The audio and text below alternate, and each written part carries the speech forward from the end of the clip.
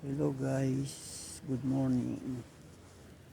So, andito tayo nagkabababa lang ng bus. Di-deliver tayo ng package. Ayan, dala-dala natin yung package. Good morning, malamig na umaga. Ayan, lalakad tayo.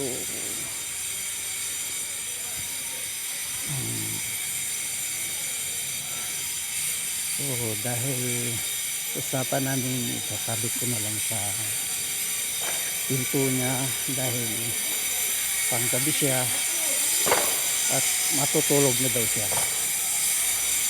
So, isasabit na lang natin sa pinto niya. So guys, ito.